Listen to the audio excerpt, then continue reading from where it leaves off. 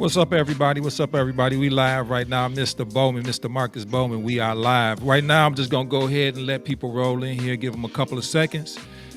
Sir, if you would like to go ahead and I don't know if there's a way that you could share right now, but I'll do the sharing for you and let the people know that we on live. So, what's up, everybody? Welcome to Pontiac WYAC, DM.3, number one on your DM dial, and we number one for a reason. Today, we got at large the candidate for the City of Pontiac Council seat. And we got the man with us this evening for a little bit of short of a part of his time because he's still got a lot of work to do, and he always handling business. But I really appreciate that he did take time out today to join us. We will be opening up the phone lines, and if you would like to give any questions to Mr. Marcus Bowman, I want you to call in, and the phone number will be posted very, very soon. But let me shut up and go ahead and bring my man in right quick, Mr. Marcus Bowman. What's up, man? How you doing, brother? Oh man, I'm good, man. It's a pleasure to be able to be on the show, man. You are the first exclusive Wow. person I've gotten a chance to talk to like this, so I'm honored, man. And shout out to you and all the work that you do. And it's a pleasure getting the opportunity to work with you for the first time. So I'm really just like I admire what you do, brother, and just keep up the good work and keep shining, man. Representing for our city. Well, thanks a lot, man. I mean, vice versa, man. I could say the same thing for you. Like I told you the other day, when we really got a first experience to really talk, we've seen each other throughout the city doing things, and we march into our own beat, man. But our beat is trying to serve. You know what I mean? So I've been being able to watch you, man, and doing things in the community. So I just want to tip my hat to you and just say thank you once again for joining me, man. First off, I want to go ahead and give you an opportunity to go ahead and introduce yourself to the public, even though everybody knows you, but let people understand what it is, the foundation of your campaign, why your campaign is important to the city of Pontiac, and why now. Well, my campaign is based off of a one Pontiac mentality and Yes. a one Pontiac level of branding when you talk about changing the culture. Now is very, very important because we have a new charter. So we have a new opportunity to rewrite wrongs or even to just, create a narrative on which we want to see Pontiac grow. So just changing the culture and rebranding Pontiac, I feel this now is the necessary time to do it based off of how things are governed at this point and the new wave of the future that we lead into the way our government is going to be operating. So Right. Well, some people well, put it like this. Some people announce that they're running for a seat or office, and then they start campaigning. And I guess what I'm getting at is that I don't say what you're doing has been campaigning. It's just work and service that you've been doing. You've been working before you put your hat in the race to go ahead and to take an official part into the city's, business, more or less. Where did you get that heart for serving, man? well, it started. I want to say honestly, it started some years ago during the Waterman administration and during the timeline on which, like, I think Alexandria Riley was running for mayor, Mark Right. Holland was running for mayor. It was a few people running for mayor. I think Al Patrick was one of the names, Craig Jefferson. So at the time, Pontiac had kind of went through a transition period to where we were getting back into to governing our own affairs. Yeah. And as I was getting older and more mature about the subject matter, I always was aware of global issues or some of the local issues, but getting aware of like some of the policies and subject matters that was affecting us. Yeah. Um, that's what made me kind of develop a fire, deep down inside. Then seeing, other constituents and peers that I have respect for doing it and understanding that I could do the same thing as them because we put our pants on the same way. We all bleed, the same color blood. So it was just, it was less of a competitive nature, more of a motivation to be the best I could be for the community. Okay. Well, let's move on into man the nuts and bolts. You know what I mean? Because we only got a little bit of time, and I know you got a lot of work to still do. Let's talk about this at large seat and the understanding about that with the public, because a lot of us don't understand what the at large mean, why it was created, what is it going to be, what is the function of it, and when it comes down to different districts, how do that seat actually play a role in the governance? Well, the at-large seat initially was set up to have a council person that could get more familiar with the city, not based off of districts or neighborhoods, but based off of the whole city in itself.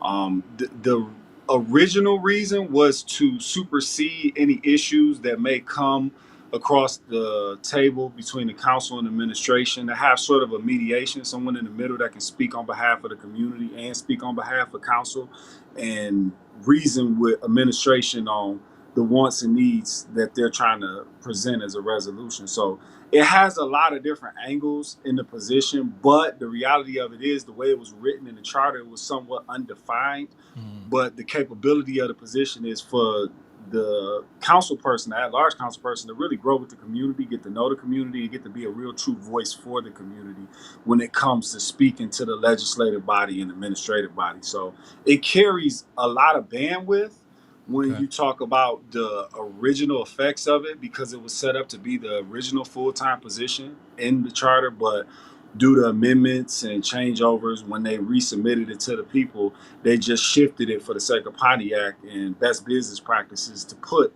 a full-time position under the president's tag, which unfortunately, when you think about the overload that Hmm. could come from a district council person, and again, we had this conversation. For me, I ran for District 1, and when I realized that I wasn't prepared for some of the things I didn't know, but once I have got equipped over the years, understanding how District 1 operated, I, it would probably be a complacent position for me because I like to move, I like to go, and I like to be interactive with everybody and not, fall under that segregation line to where, oh, my district is better than yours or my district is fine, so I don't need to jump and do anything about that situation because it's over there.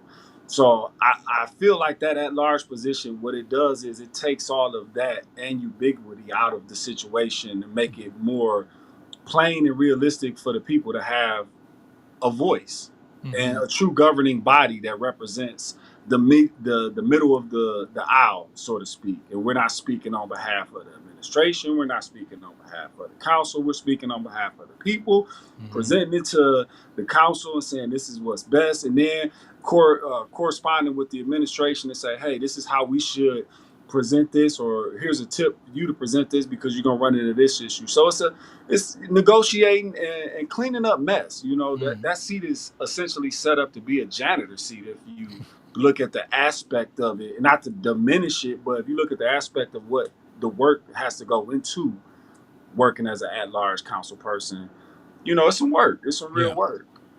Well, hey, I'm being straight up with you, man. I mean, this sounds like a full time position to me. Pretty Um, much. yeah, it sounds like it sounds like you're not gonna get too much rest with this position. Sound like you're gonna really it's boots on the ground.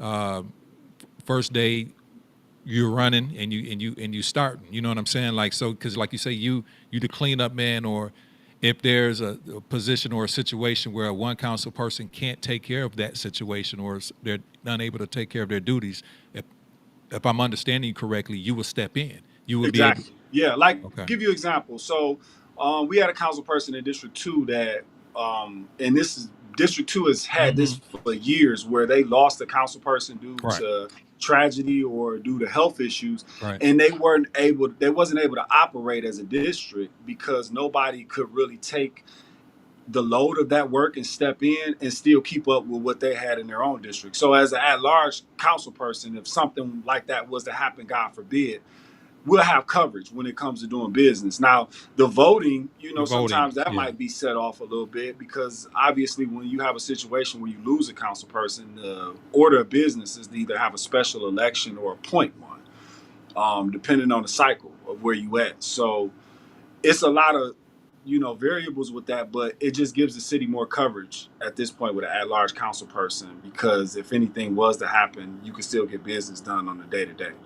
So let me ask you this then. Well, if there's a situation hypothetical where one district, any of the district persons wouldn't be able to perform, and it was a situation like a District 2 before, and you had to step in, right?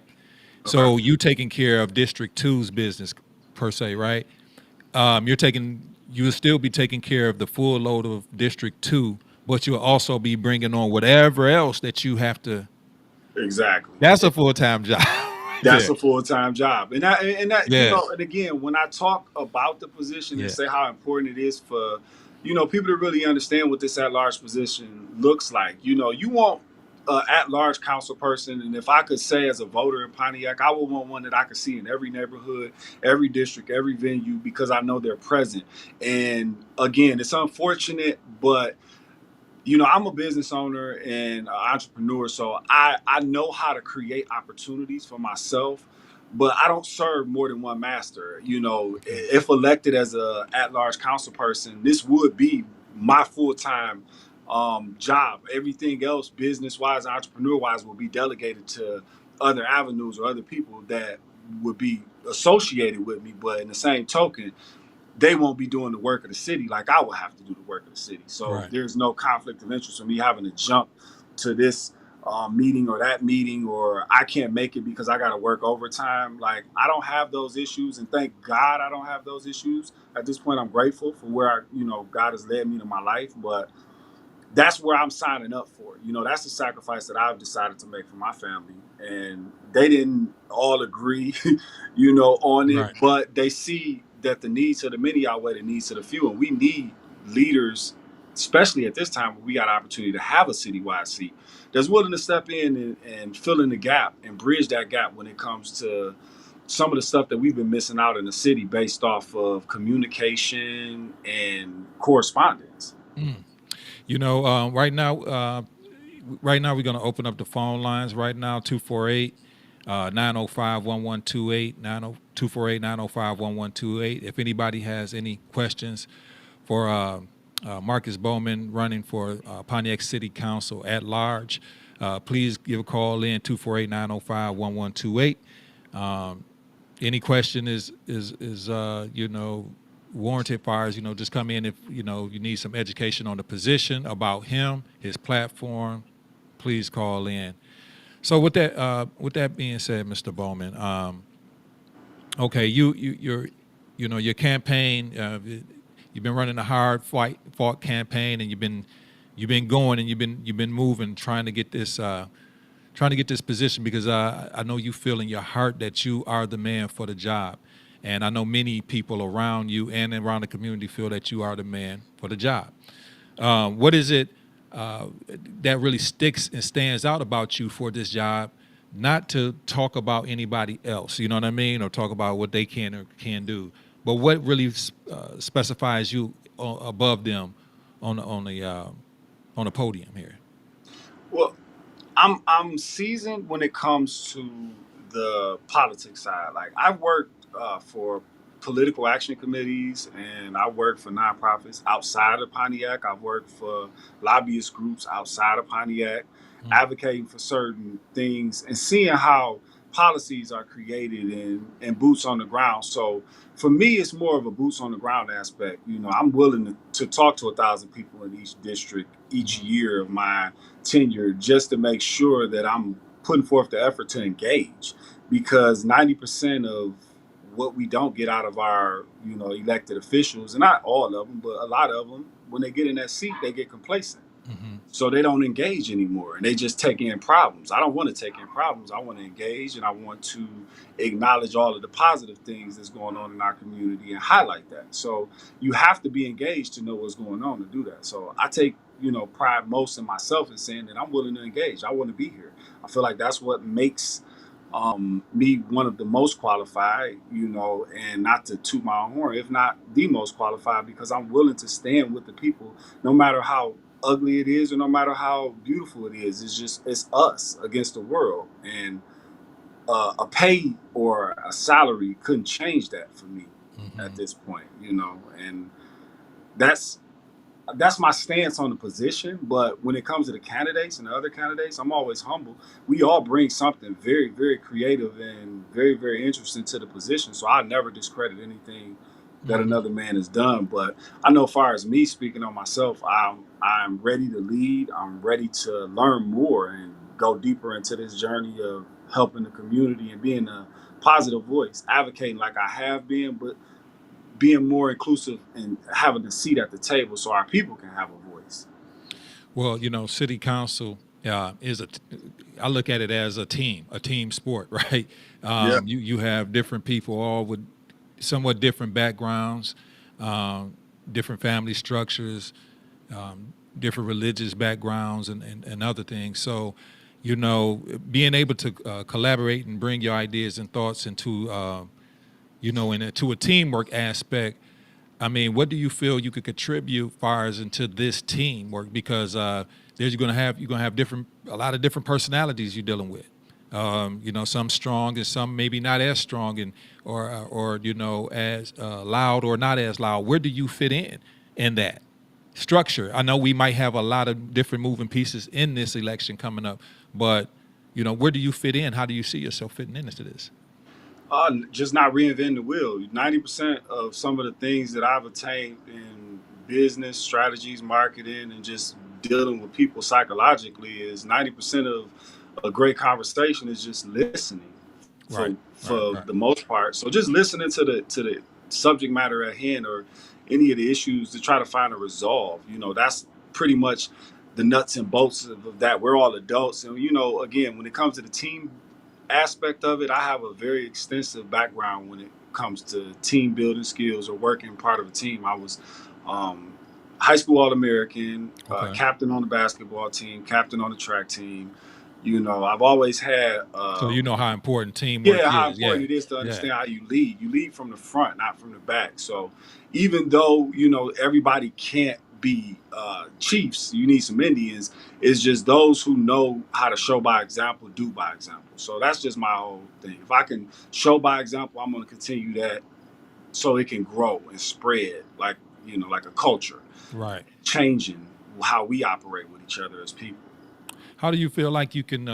And with that being said, I guess the team aspect, because it's going to come down to a lot of vote. You might have to decide and vote a lot of time.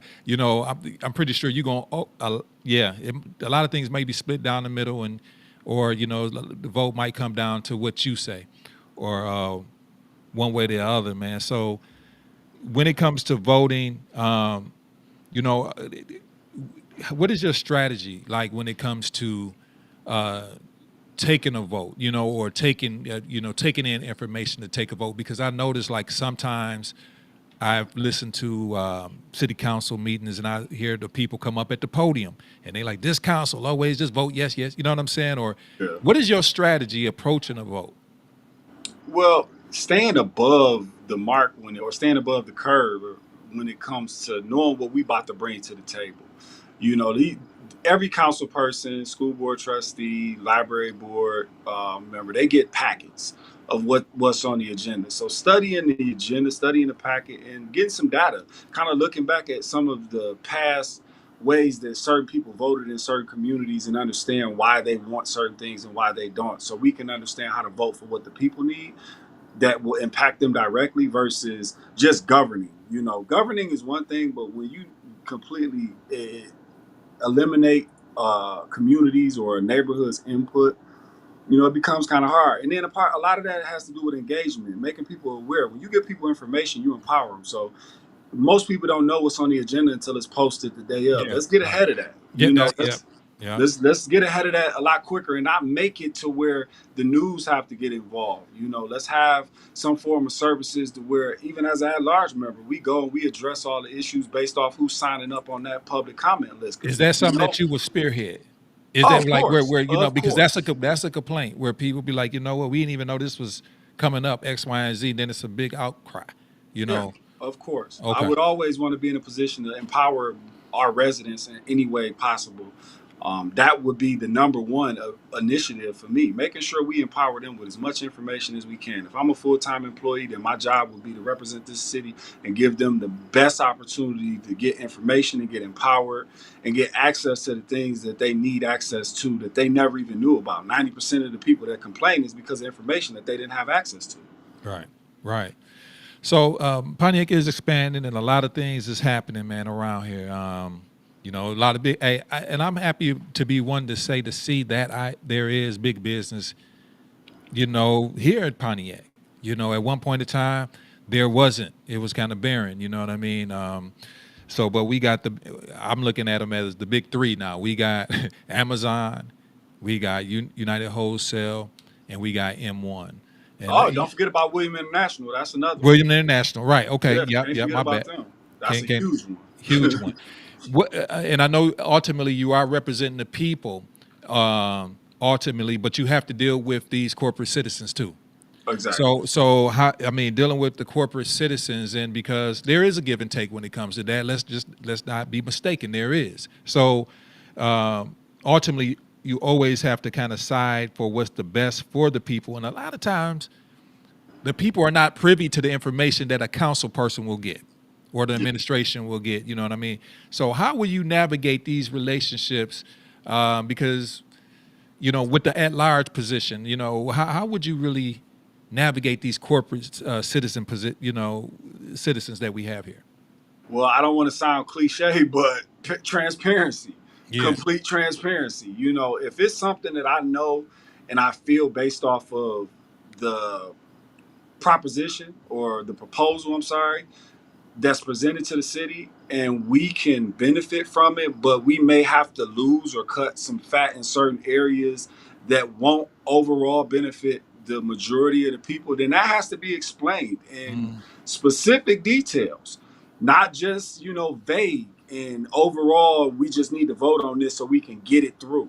No, we have to explain this. And again, I learned through the process that sometimes these public hearings, when they're rushed, that's just to check a box. So if we don't know that, okay, well, this public hearing can shift the information based off what we know and what we don't know, we need to have public hearings more. We need to have weekly town halls so we can express and just address all of the issues that could be something that could divide the community or could cause an uproar in the community. Because if people have information, they can never say that they didn't know.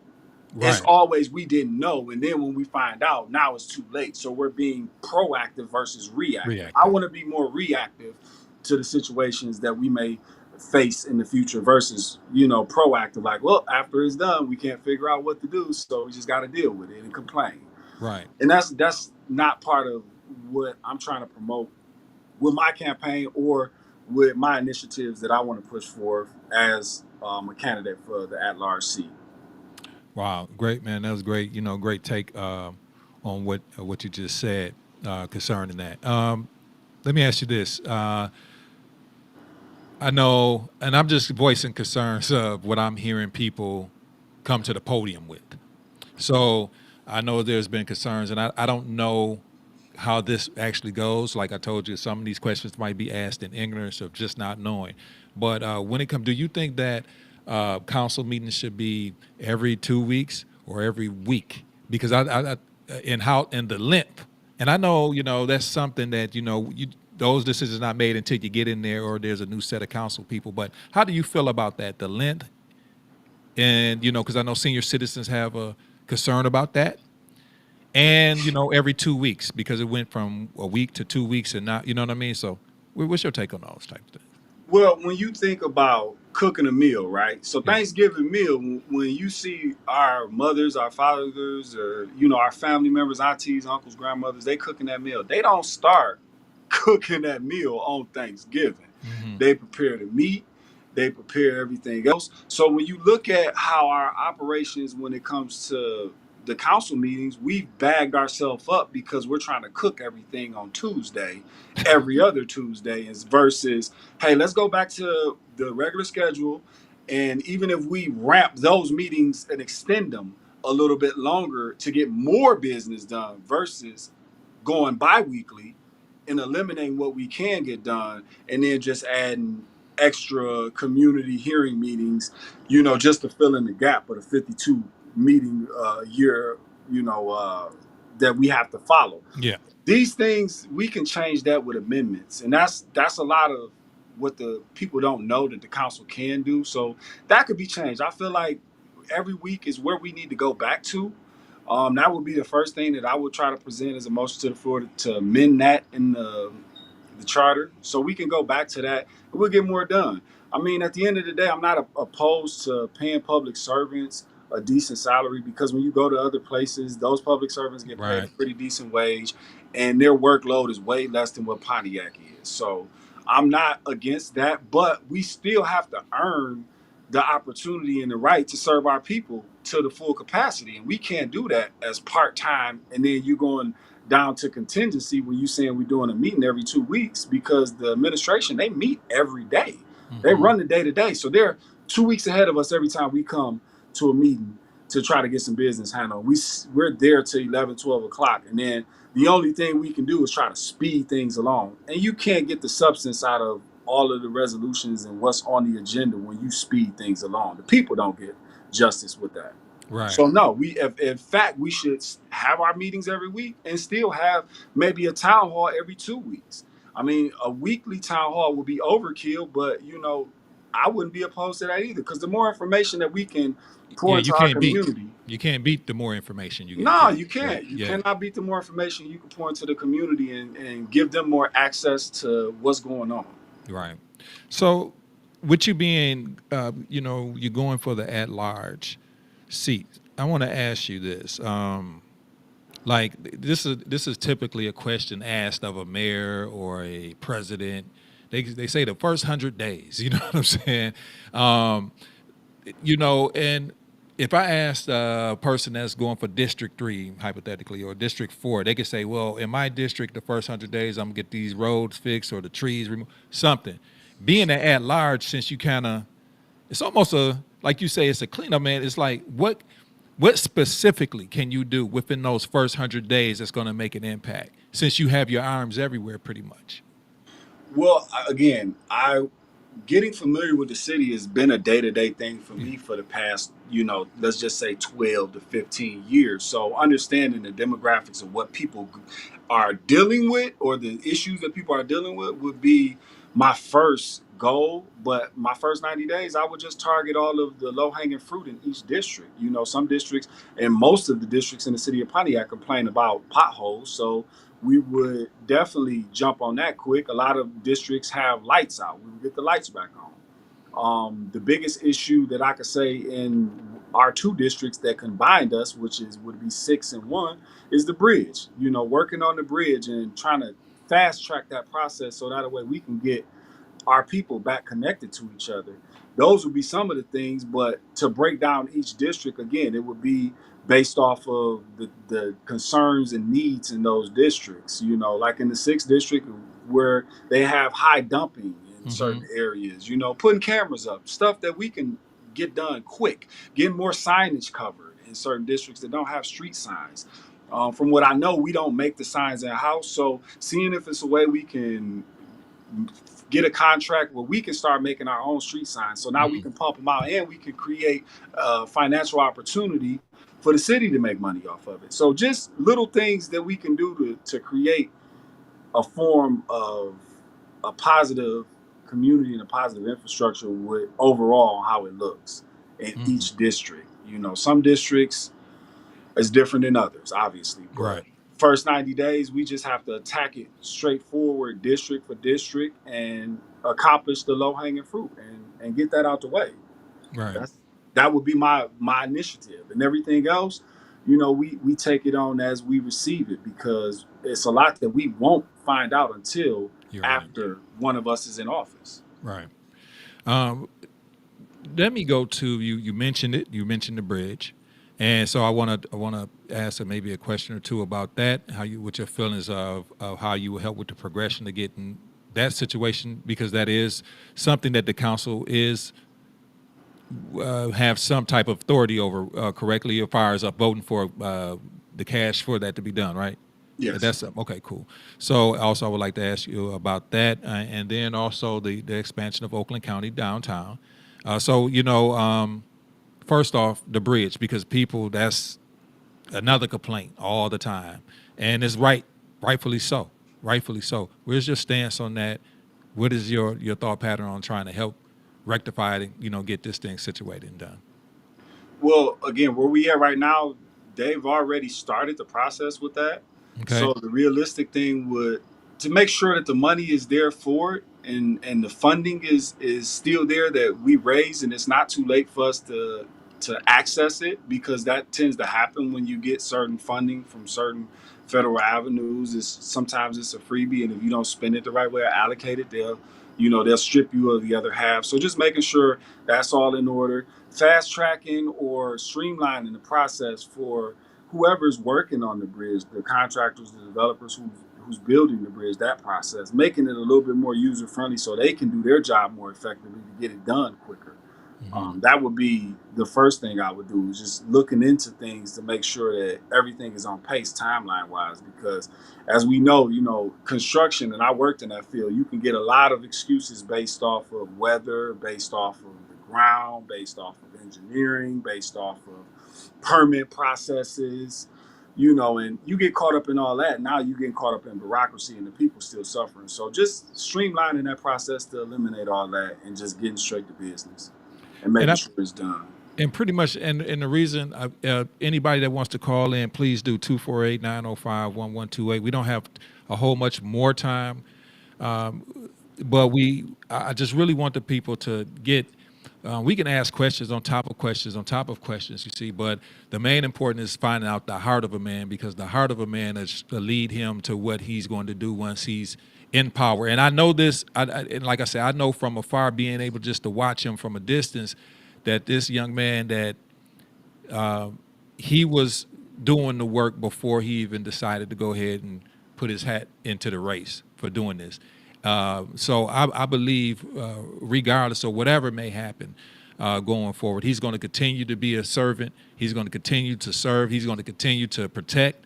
I've seen him come up to the podium at the city council meetings, angry a lot of times because things have been misused or wrong. You know what I mean? Because that shows the heart of a person. He didn't have to do that, but he came from the representation for people that didn't probably have a voice or didn't feel that their voice was being heard. He came down there to represent.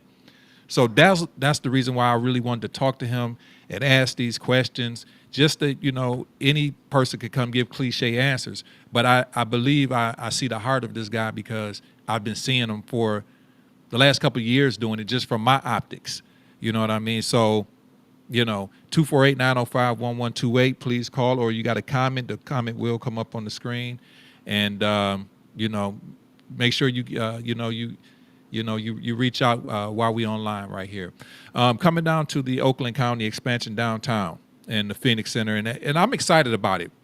I'm excited about it, man. I just be prayerful. I be asking God, let me just see the completion of this. I want to see downtown thriving and bustling and bringing new life and business down there. I think every city needs a flourishing downtown, and then it does. Sometimes people feel like a lot of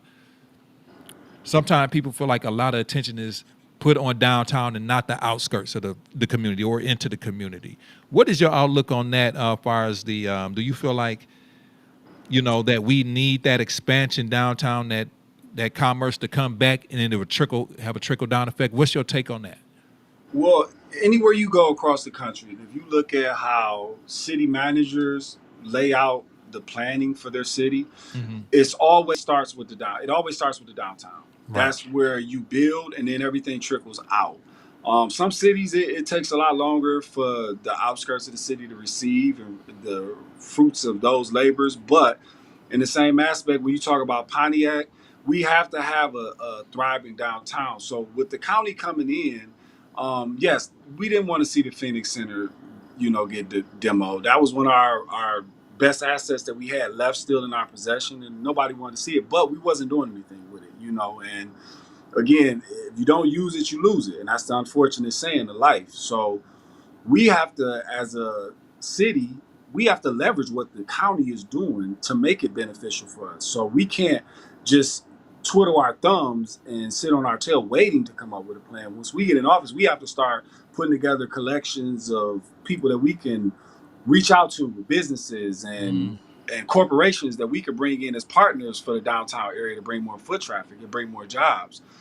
That's how we make it more attractive, you know. And I have a few ideas and a few things. Again, obviously this is election season, so I'm not trying to be too premature when I say things just to yeah. say it. But you know, I have some things with a strategy that has been proven to work in other places that, you know, if elected, I want to implement them here to bring some hustle and bustle to downtown to see what we can do to create more foot traffic down there. And then don't forget about the other businesses across the city, you know, create avenue for them to have a good functional relationship with the city in some form, so we can create more of those positive opportunities throughout the city. Everybody has to have a piece of the pie, and everybody has to have somewhere to go. You got to have something for each walk of life, you know. So that's what I see.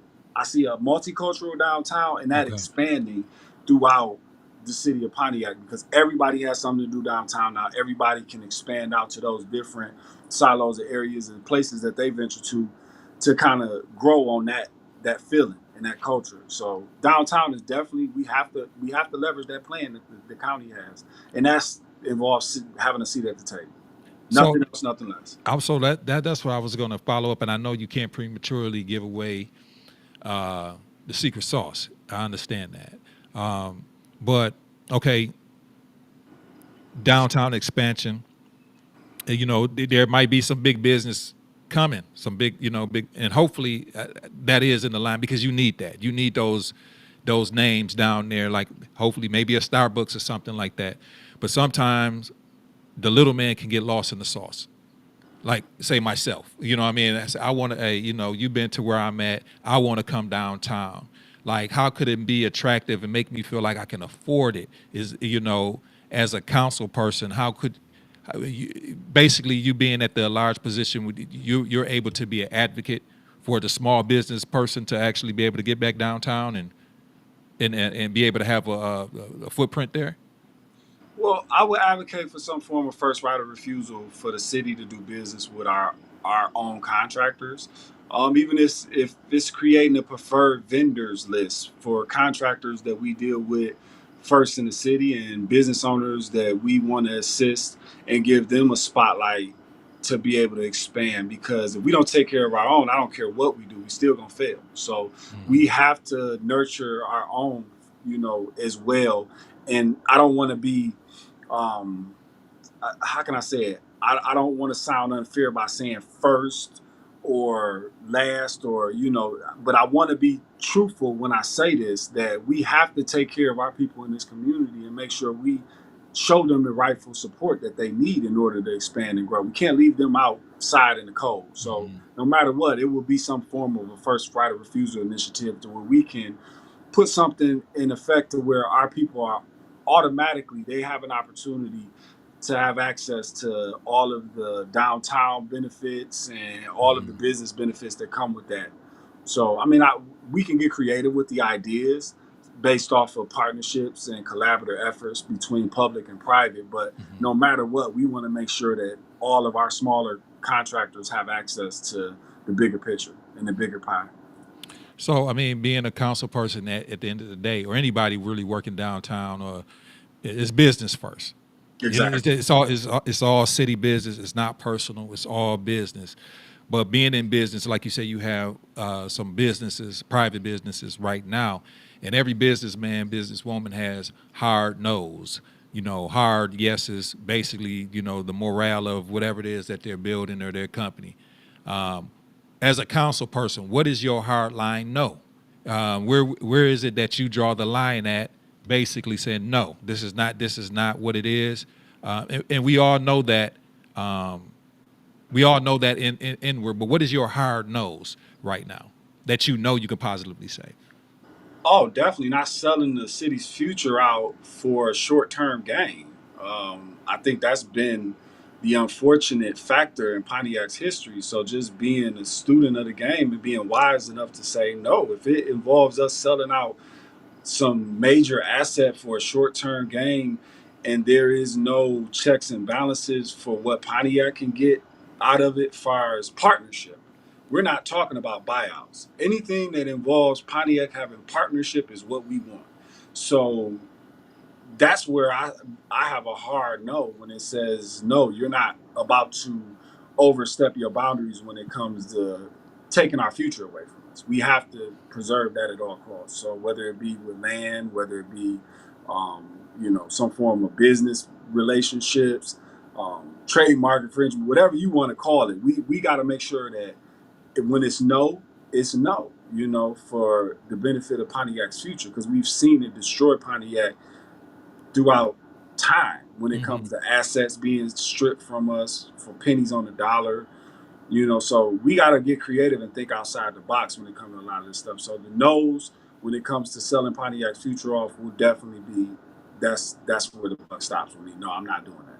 I can't even jump into that because I've seen what it has done to our community, watching it happen in front of Yeah, my it's eyes. too hard to recoup. It's It's too too hard to hard. recoup. Yeah, the type of community that Pontiac is, it's too hard.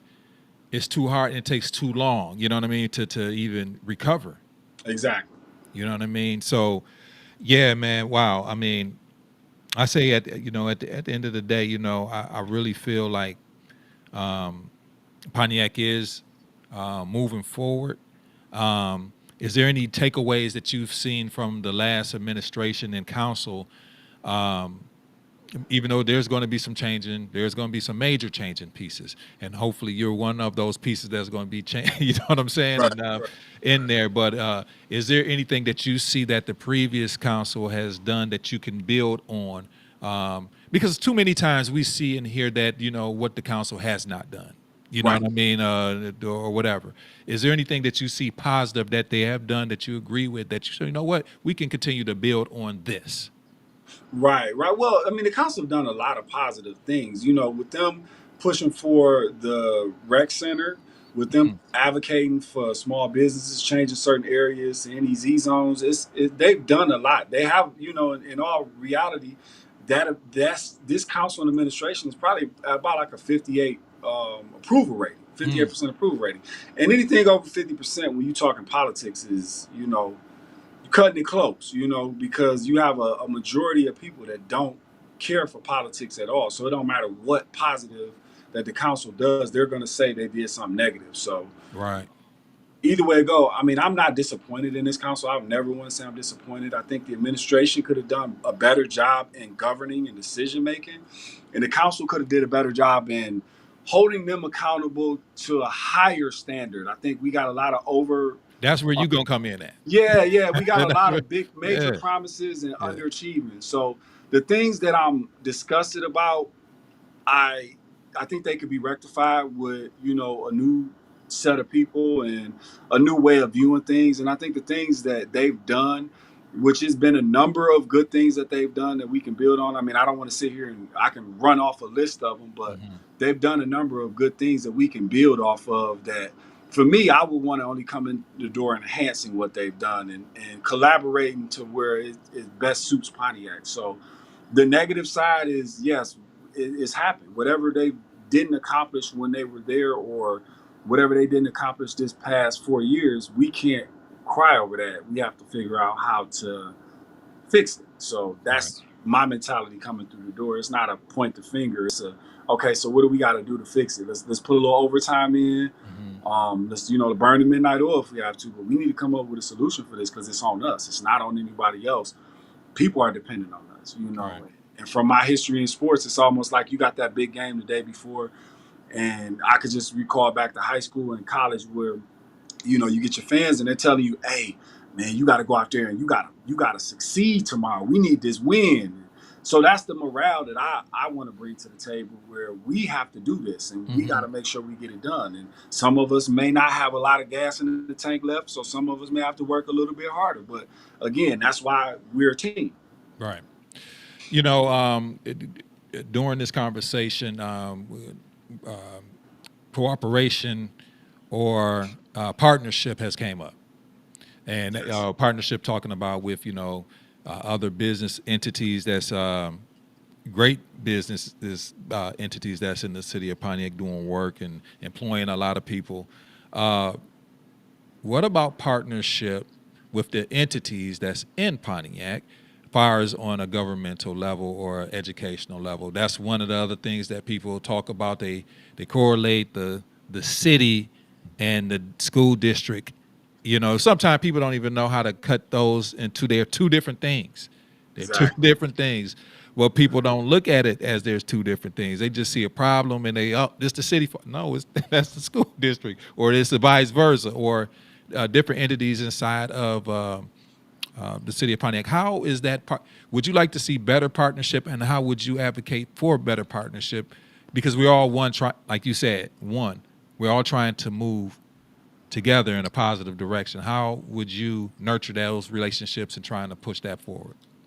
Well, we continue on doing what we already been doing. We're working on partnerships right now with the school district and the housing commission, as well as the library board, Okay. and collaborating in those venues with them in any way that we possibly can. But the ultimate goal is to bring the city in so that way we can leverage all of these entities, business wise, and create more financial revenue for the city in some form. And that's Mhm. just, two heads are always better than one. So that would be a big key coming in, because what happens is when you think about how our school district operate and how their budget is reflected on how our taxpayers pay taxes, Mhm. and then you look at what our city budget is bleeding at when it comes to our fire and our police, and where our budget comes from our tax base, it's like we can get more together than we can separate. So let's leverage that and see where we can come to the federal government with a plan that Mhm. we can leverage, or the county with a plan, or the state with a plan.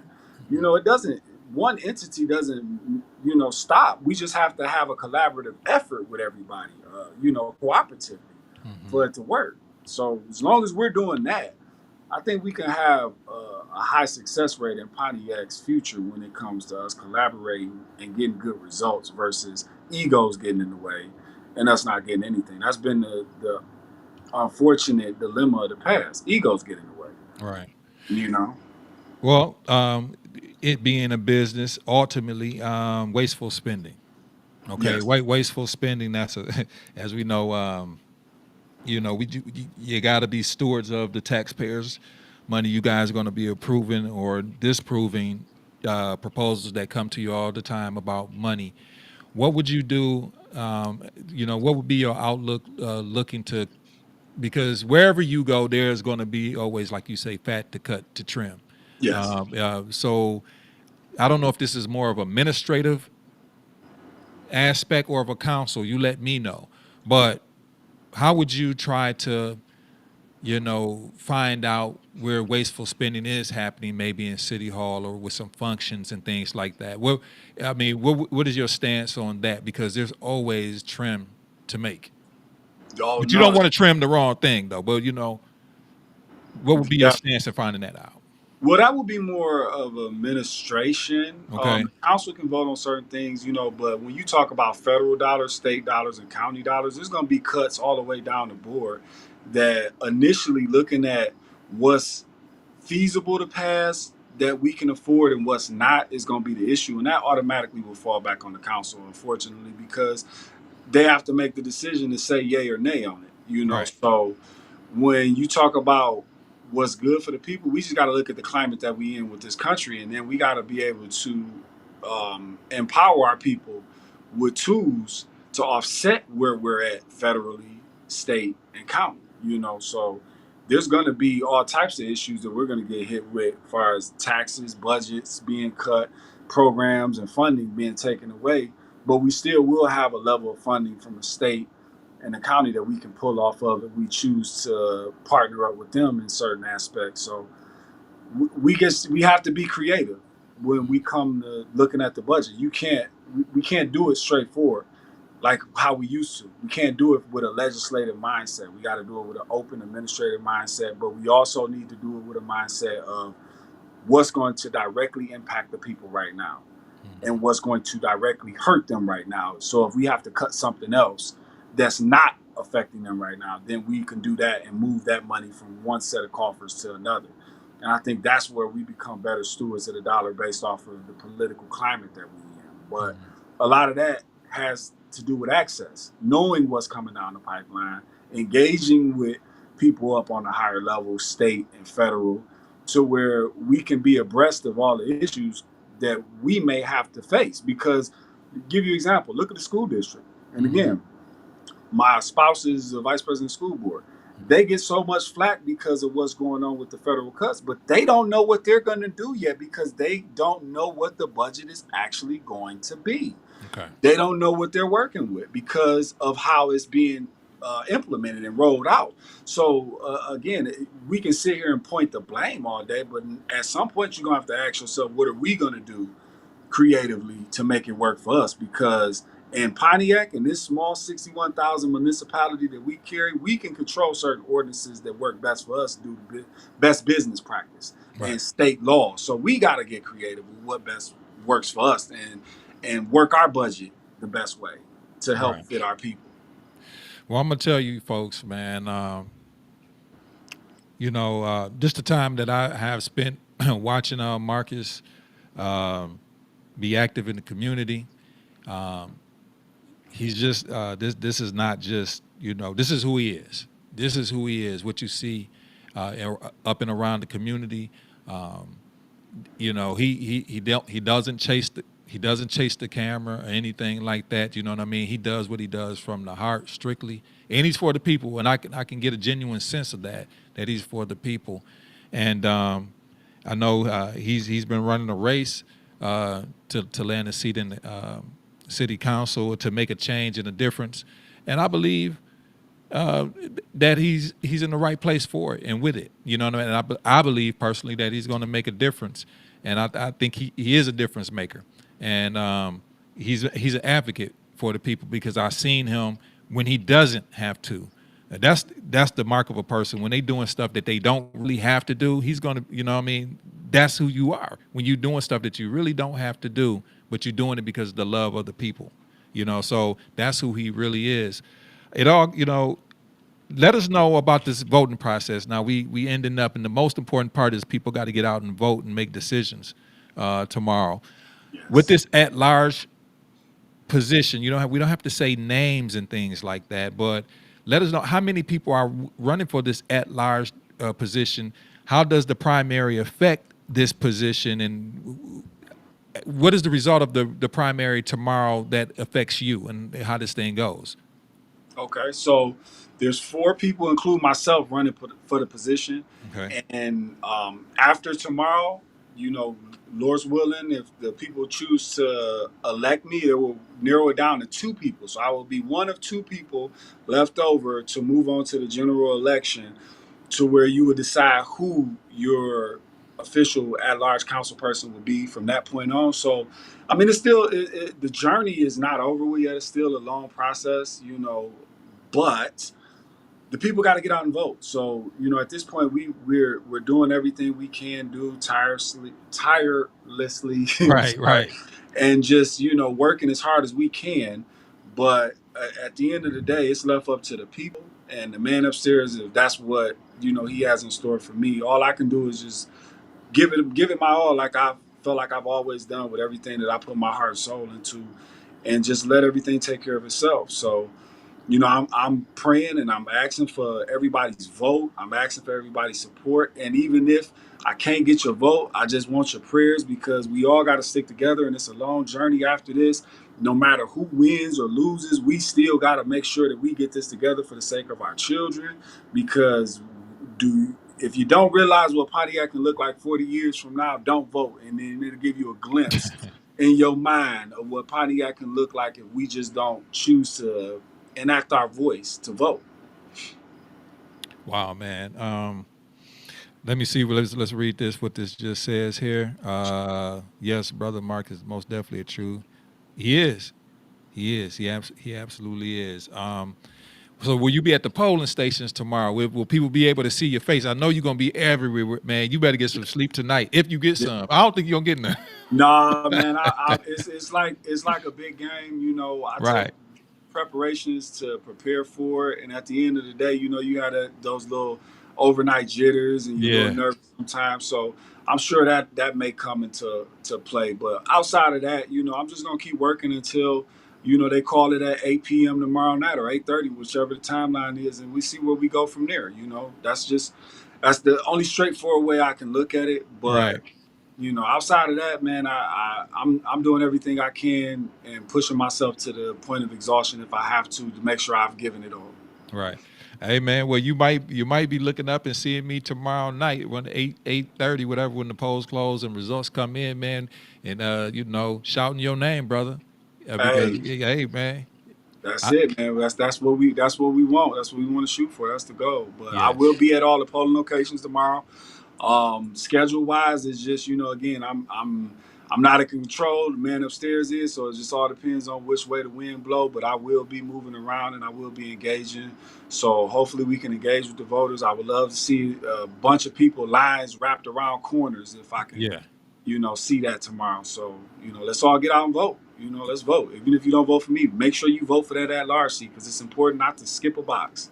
Absolutely. Yeah, he says, I wish you the very best in the primary election tomorrow, Jonathan Townsend. I'm going to give people one more chance to give Mr. Marcus Bowman a call, 248-905-1128. That's 248-905-1128. This is your very last call because he got work to do. He got work to do. So yeah, give a call if you can, 248-905-1128. If you do miss him tonight, I'm pretty sure you're gonna see him tomorrow out and about, making his runs and talking to the people and giving them encouragement of who he is and his platform.